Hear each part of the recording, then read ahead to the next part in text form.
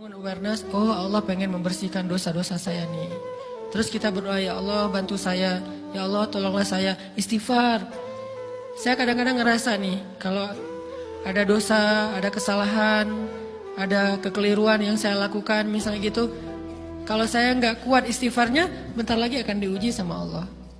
Ujinya macam-macam, alhamdulillahnya ujiannya masih ketahan. Pasti diuji sama Allah. Kalau istighfarnya nggak kuat, taubatnya tuh nggak kuat, langsung diuji sama Allah. Dan itu saya langsung sadar, oh benar berarti yang tadi ini lagi dihapus sama Allah. Perkencang lagi, perkuat lagi istighfar. Kenapa? Karena kalau istighfar kita kuat, berarti kan dosa kita dihapus dengan istighfar ya. Otomatis ujian kita durasinya berkurang. Makin kuat istighfar, makin berkurang. Kalau istighfarnya udah mantap, udah selesai, Allah cabut tuh ujian kita. Diganti dengan kebaikan. Jadi teman-teman, kita coba sadari, oh kalau Allah menguji saya, emang saya banyak dosa. Sebelum kita mencari kambing hitam, nyalah-nyalahin orang lain, sebelum kita marah kepada orang lain, kadang wajar kita marah kepada orang lain gara-gara ucapannya, komennya, teks dari dia, wajar. Tapi sebelum itu, marah dulu kepada diri kita atas dosa dan kesalahan kita yang baru saja kita lakukan, atau yang dulu kita lakuin dan belum benar-benar kita tinggalkan. Kalau kita ngerasa banyak dosa di masa lalu sebelum kita taubat, hijrah, berarti mungkin itulah alasan kenapa sekarang kita diuji setelah hijrah. Kenapa agak-agak harus jungkir balik setelah kita hijrah. Kenapa harus sedikit berdarah-darah setelah kita hijrah. Anggap aja itu untuk mengkifarat, membersihkan dosa-dosa kita yang telah lalu. Supaya apa? Supaya kalau kita pulang kepada Allah, kita pulang dalam keadaan bersih. Dan itu pasti akan menjadi orang yang paling beruntung. Daripada nanti diberesin di akhirat, mending diberesin di dunia kan? Soalnya kalau diberesin di akhirat, itu lebih berat. Akhirat itu perlakuannya beda dengan di dunia. Di dunia kalau kita salah, akan dibalas oleh Allah. Kalau kita belum taubat, dibalas oleh Allah sama. Tapi di akhirat, ukurannya beda. Sehingga heran ya, kalau ada orang yang merasa beruntung lolos dari hukuman dunia, dia pikir dia udah lolos dari hukuman Allah. Mending dia beresin deh di dunia daripada nanti di akhir berlarut-larut. Itu bahaya banget. Kalau buat saya pribadi dan saya yakin teman-teman juga kayak gitu, gak mau ada masalah di akhirat, mending masalah di dunia aja. Tapi masalah di dunia juga kita gak mau berlarut-larut, pengen cepat dimudahin sama Allah. Caranya istighfar. Tidaklah Allah memberikan kepada kita ujian kecuali salah satu alasannya pengen menghapuskan dosa. Idza kathurat dzunubul 'abdi walam yakun lahu min amalin liyukaffiraha fabtalahu Allahu bil hazan liyukaffiraha. Kalau seorang hamba banyak dosa dan dia nggak cukup amal untuk mengkifarat dosa-dosanya, Allah akan menguji dia dengan rasa sedih, dengan rasa kecewa, dengan rasa berat, sakit hati untuk mengkifarat dosa-dosanya. Itu yang kita bangun, sehingga kalau ada masalah sama orang lain, kita memperbaiki diri dulu. Bukan sibuk dengan kesalahan dia terus menerus yang gak mau kita maafin. Misalnya ada teman kita nih, jadi clash sama kita. Hal pertama yang kita bangun, astagfirullahaladzim saya banyak dosa nih. Tapi kan yang salah dia, ya. Tapi mungkin dia gak akan mengatakan kalimat itu, gak akan bersikap kayak gitu kalau kita gak punya dosa. Allah sengaja mengutus dia untuk menguji kita lewat kata-katanya, lewat perilakunya, karena kita punya dosa. Jadi penyebab pertama diuji itu bukan teman kita yang salah, itu penyebab kedua. Memang dia salah dan itu harus kita akui, realistis lah. Dia salah, dia nggak pas, dia nggak bijak, dia apa. Oke, tapi yang mentakdirkan dia salah kepada kita, Allah Subhanahu Wa Taala. Kenapa Allah takdirkan gitu? Karena kita masih punya banyak dosa. Allah kirim kita ujian, bisa manusia, bisa alam, bisa dalam diri kita sendiri. Itu semuanya adalah cara Allah untuk menguji kita dan membersihkan dosa-dosa kita. Ini yang kita bangun pertama. Yang kedua, kata Nabi di dalam hadis Bukhari, "May yuridillahu bihi khairan." Yang terkenal kan yufaqihu fiddin, itu yang terkenal. Ternyata ada dua modelnya. Ada may yuridillahu bihi khairan yufaqihu fiddin. Siapa yang Allah pengen kasih dia kebaikan agama, kebaikan, Allah akan buat dia mengerti halal dan haram. Itu berarti Allah sayang sama dia. Ini satu model hadis. Ada model yang kedua, mirip redaksinya. May yuridillahu bihi khairan yusib min. Hadis Bukhari. Siapa yang Allah pengen ngasih dia kebaikan, Allah uji. Hah? Kok gitu caranya? Ternyata kayak gitu rahasianya.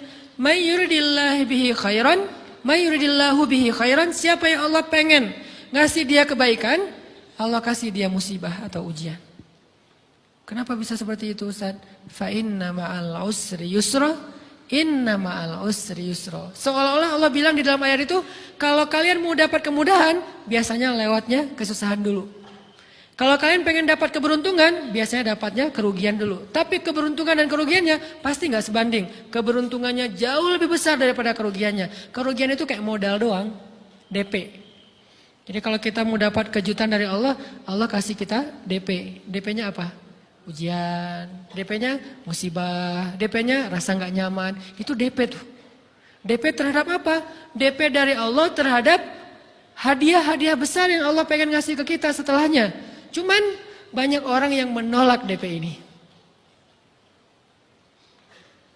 Sama kayak kita misalnya. Kalau kita mau ngasih dia hadiah, kita kasih dia kayak kejutan dulu. Dia lagi ulang tahun nih, disiram air dulu. Setelah itu dikasih hadiah-hadiah yang mahal. Rela gak disiram air demi hadiah? Rela, udah siramin lagi aja. Kalau setelahnya ada hadiah. Yang kita gak rela, kalau setelah disiram, disuruh bersih-bersih sendiri dan gak dikasih apa-apa. Kan gak rela tuh. Berarti ini bab iman. Yakin gak kalau Allah tetap ngasih hadiah? Kan sabar dan iman itu ternyata tahu aman, kembar. Kalau kita yakin Allah ngasih hadiah setelah ngasih kita DP ujian, ya kita akan sabar. Gak apa-apa deh, bentar lagi mau dikasih hadiah, digini-giniin juga gak masalah. Dibully, diapain sama Allah, biarin aja. Ya Allah saya sabar, kan bentar lagi mau dikasih hadiah nih. Ini masalah yakin. Tapi kalau kita gak yakin, apa sih maunya Allah gitu kan? Begitu kalimat ini keluar, maka yang muncul setelahnya adalah mengeluh, berputus asa, dan gak akan sabar menghadapi ujian. Ujian, kata Nabi, may yuridillahu bihi khairan, siapa yang Allah pengen kasih hadiah, siapa yang Allah pengen kasih kejutan, siapa yang Allah pengen kasih pertolongan, siapa yang Allah pengen kasih kebaikan, yusib min, Allah akan uji dia dulu. Ini sunnatullah, sehingga kalau kita lagi diuji, yang kita lihat jangan ujiannya, apa setelah itu. Gimana ngelihatnya Ustaz gak kelihatan? Dengan mata hati. Istafti qalbak, tanya kepada hatimu, kelihatan gak? Dengan mata hati. Gimana ngelihat dengan mata hati? Dengan iman, saya percaya Allah pasti ngasih kebaikan setelah ini. Orang Allah sendiri yang ngomong, gak ada satu huruf pun di Al-Quran yang salah. Apalagi satu ayat, apalagi dua ayat. Fa inna ma'al usri yusra, ditegesin lagi. Inna ma'al usri yusra. Tapi usr dulu, baru yusr. Dikasih kesusahan sedikit, dikasih kemudahan yang banyak. Dikasih kesusahan sedikit, dikasih kemudahan yang banyak. Ini yang kita coba bangun tajdidul iman. Bangun memperbaharui yakin. Sehingga ketika kita diuji, sedih, wajar. Mengaduh sedikit, bukan mengeluh ya. Kalau mengeluh kan nyalahin Allah. Kalau ngaduh, yang namanya orang dicubit kan, itu ngaduh. Tapi kalau, apa sih maunya Allah? Nah itu ngeluh. Antara mengadu dengan mengeluh berbeda. Mengadu itu manusiawi. Sedih itu manusiawi. Air mata bahkan bukan hanya manusiawi, itu rahmat dari Allah. Orang yang gak bisa menangis itu yang bahaya. Kalau kita masih bisa menangis, berarti kita masih peka hatinya. Bukankah anak kecil paling sering menangis? Berarti hatinya peka. Siapa lagi selain anak kecil yang paling sering menangis?